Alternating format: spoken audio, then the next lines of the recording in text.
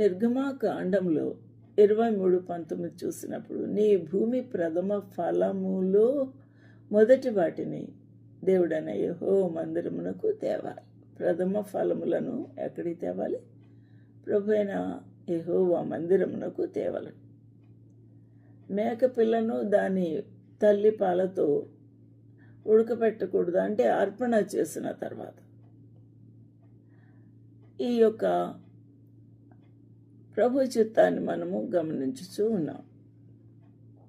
నీ దేవుడైన యెహోవా నీకొచ్చుచున్న నీ భూమిలో నుండి, ద్వితీయోపదేశకాండం 26:2, నీవు కూర్చుకున్న భూ ఫలములన్నిటిలోనూ ప్రథమ ఫలములను తీసుకుని గంపలో ఉంచి, నీ దేవుడైన యెహోవా తన నామమునకు మందిరమును ఏర్పరచుకొని స్థలమునకు వెళ్ళి అక్కడ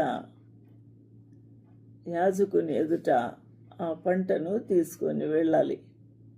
అక్కడ యెహోవా మన పితరులకు ఇచ్చిదనని ప్రమాణము చేసిన దేశమునకు నేను వచ్చి ఉన్న సంగతి నేడు నీ దేవుడైన యెహోవా సన్నిధిని ఒప్పుకొంచున్నానని ఆ యాజకునితో అర్పణ చేయువాడు చెప్పాలి.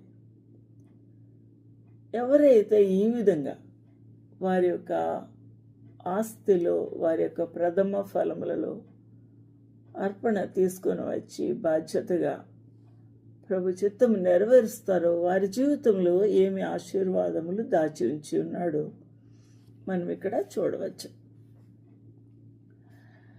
ఇక్కడ ప్రభు యొక్క ఆశీర్వాదములు చూసినప్పుడు ఆశ్చర్యంగా ఉంది. అప్పుడు నీ కొట్లలో, సామెతలు 3:10, అప్పుడు నీ కొట్లలో అనగా నీ జేబులు, నీ పర్సులు, నీ అకౌంట్స్లో అని కూడా అర్థమిస్తూ ఉంది. అప్పుడు కొట్లలో కొలిసేవారు ధనమును ధాన్యమును, ఇప్పుడు వేరే పద్ధతిలో దాచుకుంటున్నారు. అప్పుడు నీ కొట్లలో ధాన్యము సమృద్ధిగా ఉండును. ధాన్యమును దాచుకునే స్థలము గోడమ్స్,